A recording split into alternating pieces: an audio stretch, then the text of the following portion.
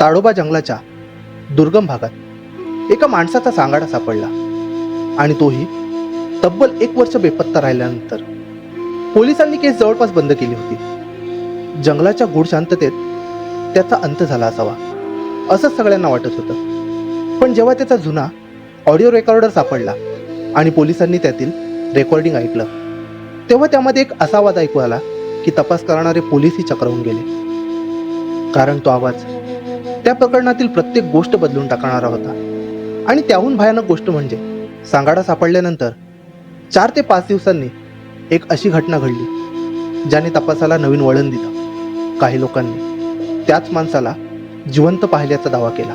मग प्रश्न असा निर्माण झाला की जंगलात सापडलेला सांगाडा खरोखरच त्या माणसाचा होता, तर त्यानंतर 4 ते 5 दिवसांनी त्याच चेहऱ्याचा, त्याच माणसासारखा चालणारा, त्याच माणसासारखा बोलणारा माणूस, त्याच चालण्याच्या पद्धतीने फिरणारा तो माणूस कोण होता?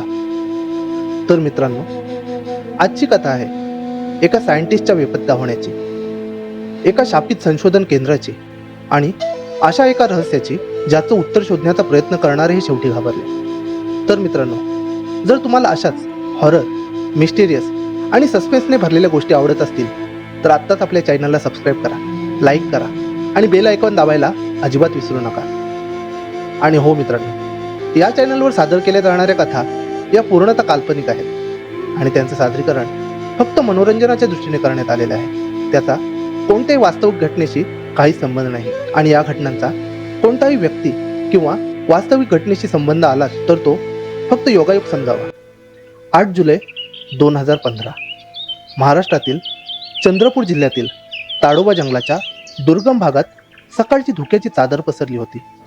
त्या जंगलाच्या मध्यभागी एक जुनं बंद पडलेलं संशोधन केंद्र उभं होतं. अधिकृत नोंदीमध्ये त्या जागेचा फारसा उल्लेख नव्हता. स्थानिक लोक त्याला प्रोजेक्ट 0 या नावाने ओळखत होते, पण या नावाचा नेमका अर्थ कोणाला माहीत नव्हता. काही लोक म्हणायचे सरकारचा एखादा गुप्त प्रकल्प होता, काही जण म्हणायचे लष्कराचे प्रयोग तेथे चालतात, तर काही वृद्ध लोक सरळ सांगायचे की ही जागा माणसांसाठी बनलीच नव्हती. सूर्यास्तानंतर तिथे विचित्र प्रकाश दिसायचा. कधी दूरवरून धातू घासल्यासारखे आवाज यायचे, तर कधी मानवी किंकाळ्यांचे आवाज यायचे. आणि सर्वात भयानक गोष्ट म्हणजे जंगलात हरवलेले बहुतेक लोक त्याच ठिकाणी शेवटचे दिसले होते, पण त्यांच्यापैकी एकही जण परत आला नव्हता. एका शिकाऱ्याने दावा केला होता की त्याला त्याच्यासारखाच दिसणारा एक माणूस जंगलाच्या मधोमध दिसला होता. दुसऱ्या दिवशी तो गावात परतला, पण त्यानंतर तो कोणाशीच नीट बोलला नाही आणि काही महिन्यांतच त्याने आत्महत्या केली. एका वनरक्षकानं सांगितलं होतं की जंगलात गस्त घालताना त्याला स्वतःच्या पावलांचे आवाज मागून येताना ऐकू आले, पण मागे वळून पाहिल्यावर तिथे कोणीच नव्हतं. बहुतेक लोक या गोष्टींवर हसायचे, अंधश्रद्धा म्हणून दुर्लक्ष करायचे, पण एक माणूस मात्र या सगळ्यामुळे उत्सुक झाला होता. डॉक्टर अमेय पाटणकर, नागपूरमध्ये राहणारा, वय 40च्या आसपास, देशातील काही मोजक्या न्यूरोफिजिक्स संशोधकांपैकी एक, तसेच भूचुंबकत्व तज्ज्ञ, अत्यंत बुद्धिमान, तार्किक आणि कोणतीही गोष्ट तपासल्याशिवाय स्वीकारण्यास तयार नसलेला. त्याने आपल्या आयुष्यात अनेक गूढ घटनांचा अभ्यास केला होता. जिथे लोकांनी भूते दिसल्याचा दावा केला होता तिथे त्याने वैज्ञानिक कारणे शोधून काढली होती. जिथे लोकांना शाप वाटत होता तिथे त्याने मानसशास्त्रीय स्पष्टीकरण दिलं होतं. म्हणूनच प्रोजेक्ट 0 बद्दल ऐकल्यावर त्याला भीती वाटली नव्हती, उलट उत्सुकता वाढली होती. पुराव्याशिवाय कोणत्याही गोष्टीवर विश्वास ठेवणं त्याच्या स्वभावात नव्हतं. त्याला त्या जंगलात आढळलेल्या काही विचित्र चुंबकीय बदलांचा अभ्यास करायचा होता. सकाळी 7 वाजता तो आपल्या SUV मधून जंगलाच्या प्रवेशद्वाराजवळ पोहोचला. त्याच्यासोबत कॅमेरा, ड्रोन, सॅटेलाइट फोन आणि ऑडिओ रेकॉर्डर होता. तेवढे त्याच्याजवळ एक वृद्ध वनरक्षक आला. वय 60च्या पुढे असेल. त्याने काही क्षण अमेयकडे पाहिलं, मग विचारलं, साहेब आत कुठवर जाणार आहात? डॉक्टर म्हणाले, जुन्या रिसर्च सेंटरपर्यंत. हे ऐकताच वनरक्षकाच्या चेहऱ्यावरचा भाव बदलला.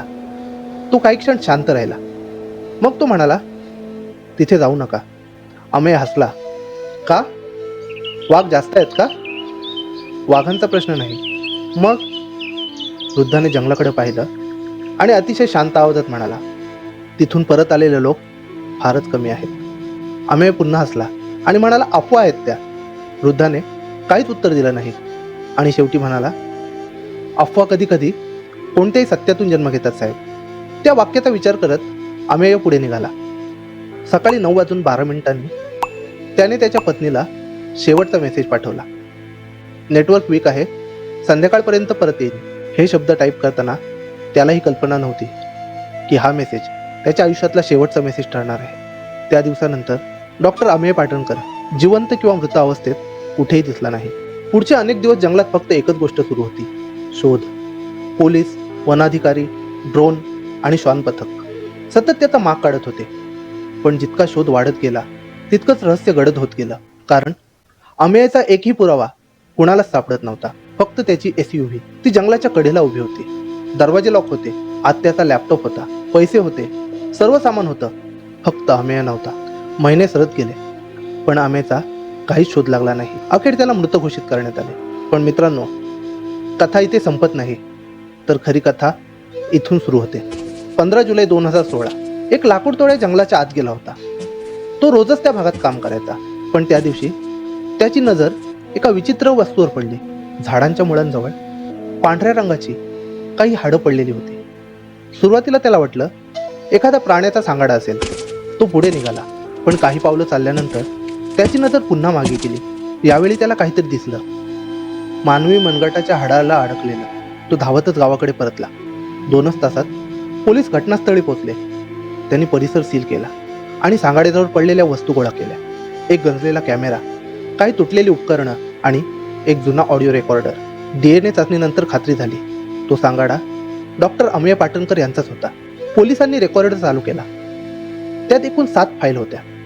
पहिल्या 6 फाईल सामान्य वाटत होत्या, पण 7व्या फाईलने संपूर्ण तपासाचं स्वरूपच बदलून टाकलं. फाईल उघडताच त्यामध्ये पुढील आवाज रेकॉर्ड झालेला ऐकू आलं. File number 1. सकाळी 10:44 काही सेकंद वाऱ्याचा आवाज ऐकू येत होता.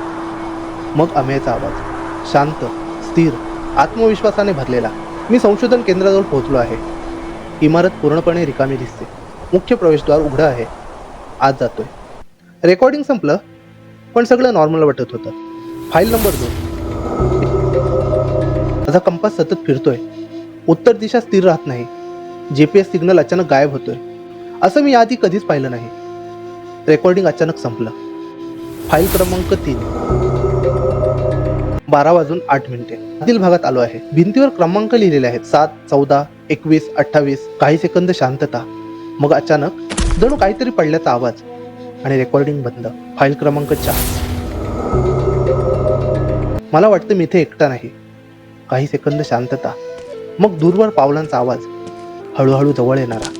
पण त्या पावलांच्या आवाजानंतर सगळीकडे भयान शांतता पसरली. File number 5. सायंकाळी 5:41 अमेयचा आवाज आता थकलेला वाटत होता. कोणीतरी मला पाहतोय. मी 3दा त्याच आकृतीला पाहिला, पण प्रत्येक वेळी जवळ गेल्यावरती गायब झाली. फाईल क्रमांक 6. रात्री 8:02 यावेळी अमेय स्पष्टपणे घाबरलेला होता. जर कुणाला हा रेकॉर्डर सापडला तर त्या बेसमेंटमध्ये जाऊ नका. मी खाली जे पाहिलं ते माणूस असू शकत नाही. रेकॉर्डिंग अचानक बंद. संपूर्ण देशभरी बातमी पसरली. लोक उत्सुक झाले. नेमकं काय पाहिलं होतं अमेयने? पोलिसांनी संशोधन केंद्र पुन्हा उघडलं. यावेळी त्यांनी संपूर्ण इमारतीची तपासणी केली. बेसमेंटमध्ये त्यांना प्रचंड मोठा लोखंडी दरवाजा सापडला. तो वर्षानुवर्षे बंद होता. 3 तासांच्या प्रयत्नानंतर दरवाजा उघडण्यात आला. आत धूळ, अंधार आणि गंजलेली यंत्र, तुटलेल्या केबिन्स, तारा, जुन्या मॉनिटर्सचे अवशेष आणि भिंतीवर आरसे. शेकडो आरसे होते, पण त्यापैकी जवळजवळ सगळेच आरसे फुटलेले होते. जणू कोणीतरी वेड्यासारखा त्यांच्यावर हल्ला केला होता. एका अधिकाऱ्याने टॉर्च एका भिंतीवर टाकली. तिथे मोठ्या अक्षरात लिहिलं होतं, प्रयोगातील व्यक्तींनी स्वतःला कधीच पाहू नये. आणि खाली लाल रंगात आणखी एक शब्द लिहिला होता, रिस्टार्ट. एका कोपऱ्यात पोलिसांना जुन्या फाईल्स सापडल्या, सन 1998 सालच्या. त्या फाईल्समध्ये लिहिलं होतं की या संशोधन केंद्रात एका गुप्त प्रयोगावर काम चालू होतं. उद्देश होता मानवी मेंदूच्या समांतर चेतनेशी संपर्क साधणं. सोप्या भाषेत सांगायचं तर प्रत्येक माणसामध्ये लपलेल्या त्याच्या दुसऱ्या अस्तित्वाला शोधणं. पण प्रयोग अपयशी ठरले. अनेक संशोधक मानसिकदृष्ट्या अस्थिर झाले, काही बेपत्ता झाले, काहींनी आत्महत्या केली आणि अखेर केंद्र कायमचं बंद करण्यात आलं. पण जर प्रकल्प बंद झाला होता तर अमेयने नक्की काय पाहिलं होतं याचं उत्तर त्याच्या कॅमेऱ्यामध्ये लपलेलं होतं. कारण काही दिवसांनी फॉरेन्सिक टीमने त्याचा खराब झालेला कॅमेरा दुरुस्त करण्यात यश मिळवलं आणि त्यामध्ये एक शेवटचा व्हिडिओ सापडला. एक असा व्हिडिओ जो पाहिल्यानंतर तपास करणाऱ्या प्रत्येक अधिकाऱ्याला वाटलं की आपण या केसपासून लांब राहावं. कारण त्या व्हिडिओमध्ये अमेय एकटा नव्हता. फॉरेन्सिक लॅबमधील अंधुक प्रकाशात कॉम्प्युटर स्क्रीनवर तो व्हिडिओ उघडला गेला. खोलीत उपस्थित असलेले सर्व अधिकारी काही क्षण निशब्द बसले होते. कारण आता त्यांच्यासमोर डॉक्टर अमेय पाटणकर यांच्या आयुष्यातील शेवटच्या क्षणांचा पुरावा होता. व्हिडिओ सुरू झाला. स्क्रीन काळी होती. काही सेकंद फक्त धापा टाकण्याचा आवाज ऐकू येत होता. जणू कॅमेरा हातात घेऊन कोणीतरी जोराने धावत आहे. मग अचानक चित्र दिसू लागले. कॅमेरा सतत हालत होता. समोर दाट जंगल, झाडं, अंधार, वेली, पायाखाली मोडणाऱ्या फांद्यांचा आवाज. अमेय धावत होता. त्याचा श्वास अनियंत्रित झाला होता. त्याच्या चेहऱ्यावर स्पष्ट भीती दिसत होती. तो वारंवार मागे वळून पाहत होता. जणू कुणीतरी त्याचा पाठलाग करत होतं. काही सेकंदाने अमेय अचानक थांबला. त्याने थरथरणाऱ्या हाताने कॅमेरा समोर वळवला आणि तिथे कोणीतरी उभं होतं. व्हिडिओ पाहणारे अधिकारी जागच्या जागी थबकले. ती आकृती पूर्ण अंधारात उभी होती. त्या आकृतीचा चेहरा अंधारात दिसत नव्हता, पण शरीर, उंची, चेहऱ्याची रचना सगळं अगदी अमेयसारखंच होतं. जणू त्याच्या समोर तो स्वतःच उभा होता. व्हिडिओमध्ये अमेय कुजबुजला. हे शक्य नाही, कारण तो जे पाहत होता त्याला कोणतं सायंटिफिक रिझन नव्हतं. समोरची आकृती हळूहळू पुढे आली आणि त्या क्षणी पहिल्यांदा तिच्या चेहऱ्यावर प्रकाश पडला. सगळ्यांच्या अंगावर काटा आला, कारण तो चेहरा अमेयचाच होता. त्याने एक वाक्य म्हटलं, तू खूप उशीर केलास.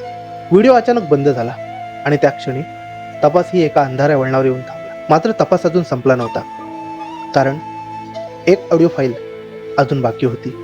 7वी फाईल, ज्याची वेळ नोंदवली नव्हती, तारीख नव्हती आणि जी फाईल अमेयने स्वतःने रेकॉर्ड केली होती की नाही तेही माहीत नव्हतं. तपास अधिकाऱ्यांनी ती फाईल सुरू केली. पहिले काही सेकंद मुंग्यांचा आवाज येत होता. मग दूरवर कोणीतरी चालत असल्यासारखा आवाज आला आणि त्यानंतर अमेयचा आवाज. पण काहीतरी वेगळं होतं. तो आवाज थोडा मंद वाटत होता. जणू तो आवाज खूप लांबून येत होता. कोण आहेस तू? मग शांतता, पुन्हा मुंग्या आणि अचानक आणखी एक आवाज, अतिशय मंद, जवळजवळ ऐकू न येणारा. पहिल्यांदा ऐकल्यावर तो समजला नाही, पण एका अधिकाऱ्याला संशय आला. त्याने ती फाईल फॉरेन्सिक डिपार्टमेंटला पाठवली. अनेक तासांच्या प्रोसेसिंग नंतर बॅकग्राऊंडमधील तो आवाज स्पष्ट करण्यात आला आणि मग स्पीकरमधून जे शब्द ऐकू आले त्यांनी संपूर्ण तपास हादरवून टाकला.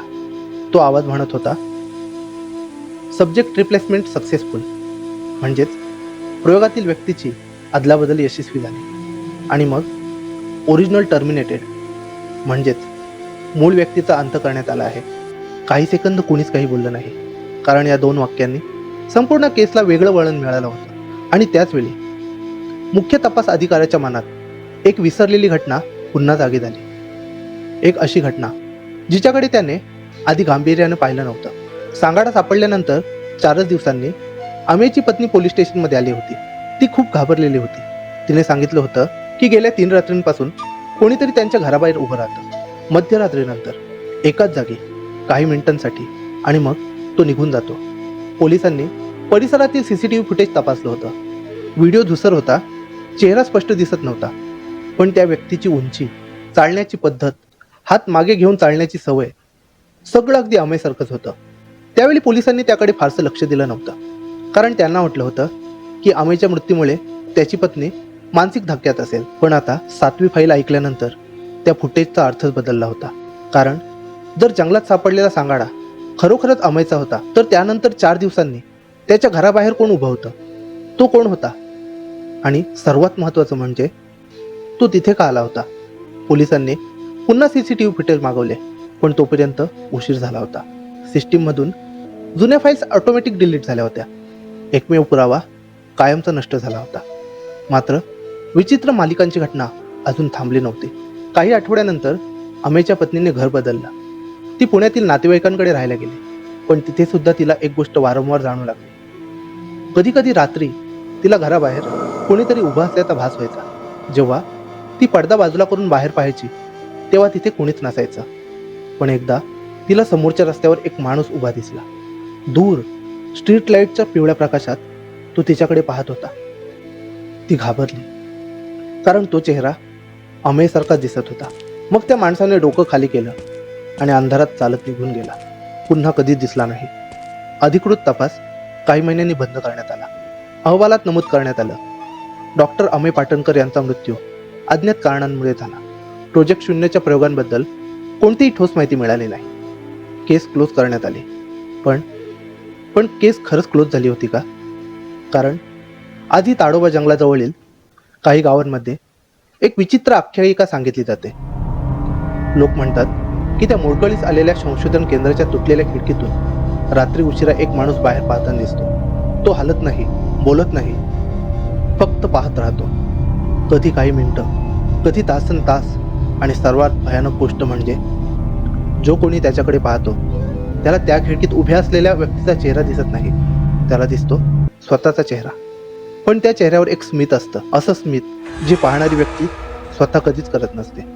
आणि कदाचित प्रोजेक्ट 0चा सर्वात मोठा प्रयोग मानवी चेतनेशी संपर्क साधणं नव्हतं, तर तिची जागा घेणं होतं. कारण जर 7व्या फाईलमधील आवाज खरं बोलत असेल तर जंगलातून बाहेर पडलेला माणूस डॉक्टर अमेय पाटणकर नव्हता. तो फक्त त्याच्यासारखा दिसत होता. आणि जर ते खरं असेल तर खरा अमेय नेमका गेला कुठे, या प्रश्नाचं उत्तर आधी कोणाकडे नाही. कारण त्या प्रकरणाची फाईल आधी अधिकृतपणे बंद आहे. पण काही रहस्य फाईल बंद झाली म्हणून संपत नाही. ती फक्त अंधारात वाट पाहतात. तर मित्रांनो, ही कथा इथेच संपते. पुन्हा भेटूया एका नवीन कथेसोबत. तोपर्यंत काळजी घ्या. धन्यवाद.